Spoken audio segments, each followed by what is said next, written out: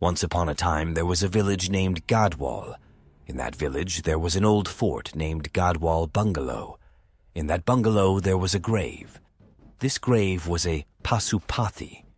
He was burning with revenge inside this grave for 80 years. He was the most dangerous leader of Agoras. Nobody can go against him. He was to bury him alive in the bungalow and imprison him so that even his soul will not come out of it, and use every godly power on the earth to make his grave thought, not that his soul never come out of that grave. Man dying with revenge will become a ghost. It'll not leave this world till it avenges. It'll wait for generations to seek revenge. Long time ago, husband and wife going to Gadwal were there to take the marriage agreement to give to his sir. They entered Gadwal. As soon as they entered the outskirts, heavy rain started. They were so happy because they had made a marriage agreement. Suddenly, a car met with an accident. Lucky they were safe. There was nobody to help them. They saw a Gadwal bungalow. They went to bungalow to make a phone call. Suddenly, an old man came to them. He asked, "Where are you going?" "Don't go that bungalow there, way nobody." They did not listen. Suddenly opened the door. There saw an old woman stand in front of them. She said, "Came inside this all yours. This place is my son kingdom of Gadwal. They see the bungalow and how beautiful it is." Suddenly his wife was missing. He was searching for his wife, and a voice came from upstairs. "Please come, dear." He went to the upstairs room and saw a grave. A loud voice came from the grave, and suddenly the bungalow turned into the very old building. In the grave there was a Pasupathi. He is waiting for revenge inside the grave. A man who dies of the grudge becomes a ghost will not leave this world until it is achieved. No matter how many births it waits for resentment. There was a kingdom in Gadwal, epitome of valor and pride, with smiles of children, affection and love. This kingdom was filled with happiness and festivities. There was a king, Raja Chinavenkata Rangaravyudu, who had 2 daughters. The queen died when they were children. The eldest daughter was Bhargavi. She was beautiful and very innocent. She never went against father's word. Younger daughter was Arundhati, a ferocious tigress of empire. Nobody could challenge her in sword fighting or in archery.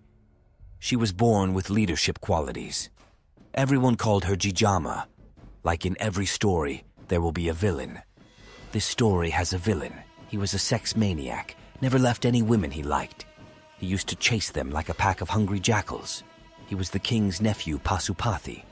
He used to kill anyone opposing him. He was a man in appearance, but a beast in character. King's biggest mistake was to get Bhargavi married to him. His scheming mother, Jalajama, was behind all this. That innocent girl's life got ruined by the duo of mother and son. One fine day, they went further down. Arundhati was learning a special dance from a Varanasi dancer. She was blind. That day, Pasupathi came like a hungry beast, fully drunk with desires. He went to the dance teacher room, and he raped and killed her. Then Arundhati was so angry with Pasupathi, but the king stopped Arundhati because of Bhargavi life. One day, Bhargavi decided to die because of Pasupathi torture, and she attempted suicide. All are very sad and cry out, but the Pasupathi was angry and tell, "How long will you keep the dead body of who committed suicide?" And then Arundhati is so angry with Pasupathi, she commands the soldier to throw it away. All village people beat the Pasupathi and tie this womanizer to his own horse, dray him away. That day, Arundhati not only chased out a cruel man, but his lawlessness, his arrogance, his violence. Ever since, people considered Arundhati as goddess Jejama. She grew up and was the darling of everyone. She became a serious goddess. People lived happily under her rule. But Pasupathi didn't die as people thought. His vengeance on Arundhati kept him alive. Some people passing that way saved his life. They were Agoras. They lived with dead. Souls, ghosts, and demons. They were sorcerers and offered prayers with dead bodies. They took lives using evil souls. He studied the art of tantric from Agoras to take revenge on Arundhati. He took lives using tantrism by cruel methods of witchcraft. He offered prayers with dead bodies. He drank human blood. Doing many such inhumane and disgusting things, at last he achieved many evil powers. He's not a human anymore. He's a tantric with many evil souls dwelling in his body. One fine day, he entered Gadwal again to take revenge on Arundhati. Bad luck. Arundhati got married that day's morning. Entire Gadwal was celebrating the event. Pasupathy entered Gadwal. He is angry that he is killing people. Arundhati is going to kill Pasupathy, but Vedic scholars stop Arundhati.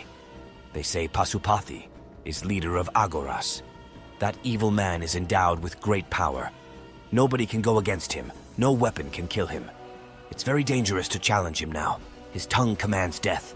His hands take lives. It's very dangerous to face him now. But Arundhati never took a back step with cowardice in facing danger.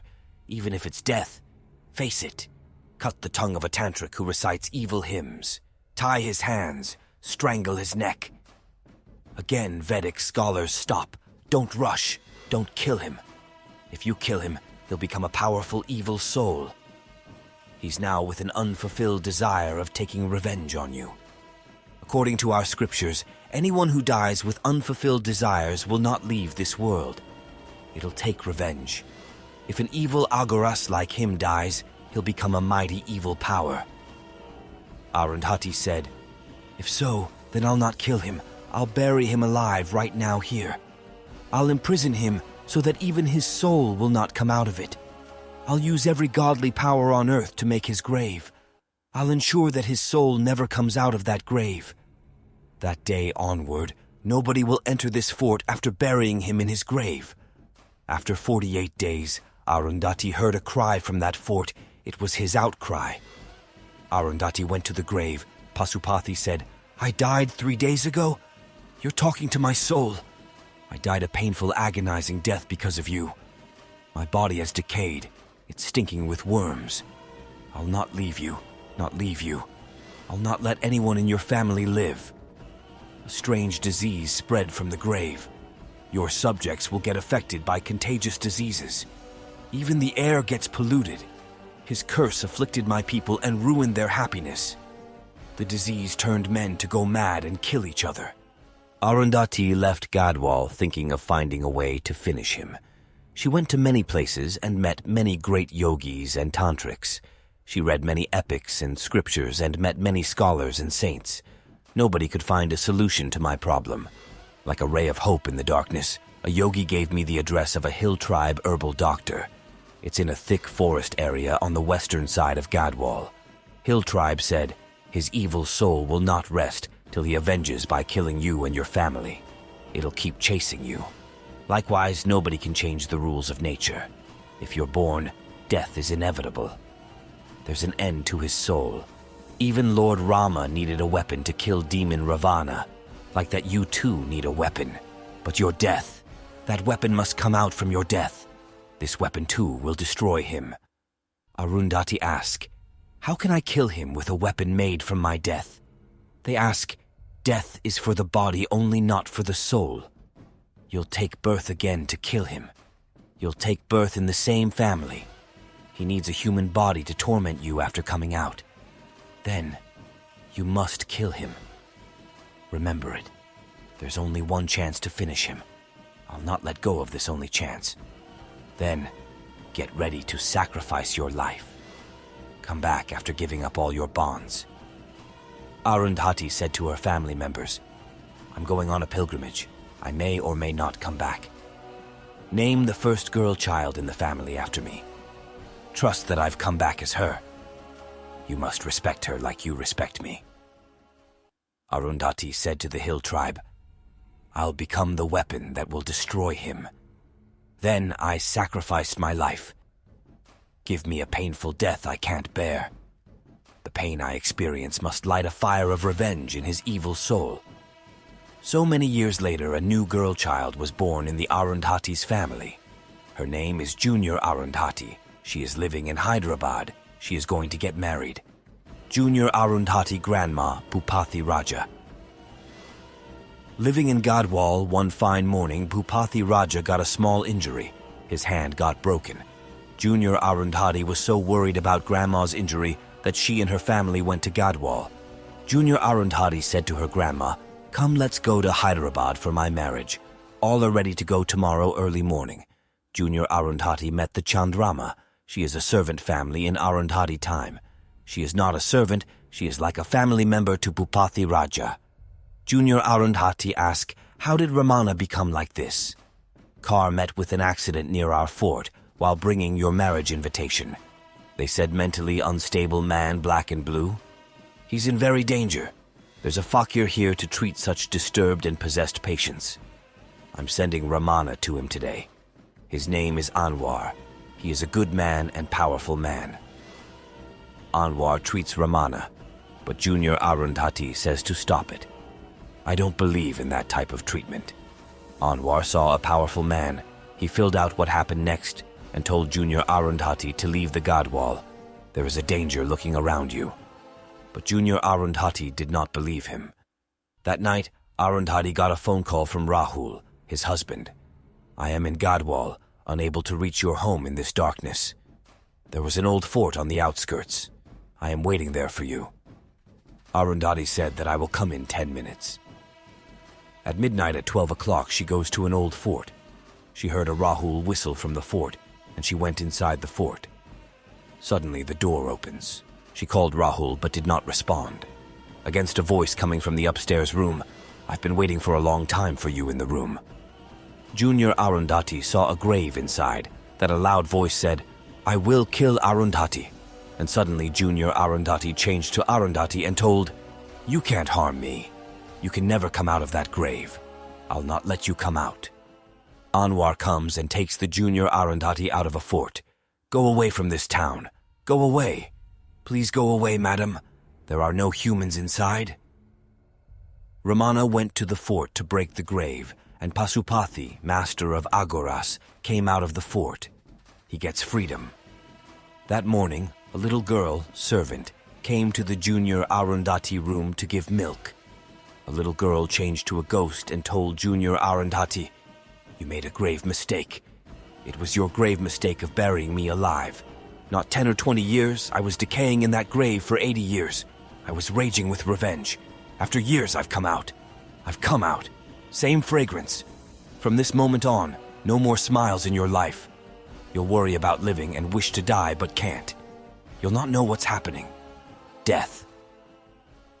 Junior Arundhati went to meet Anwar, but he went to Banganapalli yesterday. She told a small boy called Anwar, but while it was going, he met with an accident. She started a car leave from Gadwal. She was crossed the railway track, but suddenly gates are close and car lock are locked. She's cry, "Help me out," and then a servant saw the Junior Arundhati. He pulled the car door but locked, and he saw here and there, and he saw the railway switch stand to change the track. He was helping her, but suddenly a long, sharp iron blade cut it head. Pasupathi said, "You mustn't get help from anyone. I'll not let it happen, don't try. Bomali, I didn't bring you here to let you go back. Don't ever try to leave Gadwal again." In that morning, she told all of the family members to leave Gadwal. "I'll stay back here for 2 days and come later." Everyone went. Nobody was there. Suddenly, a Pasupathi came torturing her. "If I wanted to kill you, I would have done it the moment I came out of the grave. I want to wildly enjoy your beauty and your pride, Bomali." Anwar came, "Hey, Satan. Hey, I'll not leave," and control the movement. Junior Arundhati asks Chandrama, "Why is he angry with me? Why this torture?" Chandrama said, "Revenge, dear, revenge. He was buried alive, right? That's why. Aren't you Jajama? Aren't you our Arundhati?" So I realized and went to the Arundhati portrait. This is a self-portrait by Jajama. Junior Arundhati remembers all things that happened to Arundhati. She and Anwar go to Hill Tribe Place. A big accident happened to them. Junior Arundhati came back for Rahul. Pasupathi is trying to kill Rahul, and slowly Anwar woke up and went to Hill Tribe Place and asked about weapons. An old man told this weapon, which was made from Jajama's bones. It must get soaked in blood with vengeance. Only then the weapon will get power to finish an evil soul. or else it'll get destroyed by that evil soul. Pasupathy took all the family members and killed Chandrama and said, "Just breathing to live. Your entire family will perish. You will come to me on your own and ask me to have you. My first night with you, this night is mine." Junior Arundhati went to the old fort to meet the Pasupathy for all the family members. Remember, he must get into a human body, only then he should be killed. Anwar got the weapon and said, "Hey, Satan! Here's the weapon! Kill Satan! The weapon must soak with her vengeful blood. Then the weapon will get power to destroy the evil soul. Finally, Pasupathy dies."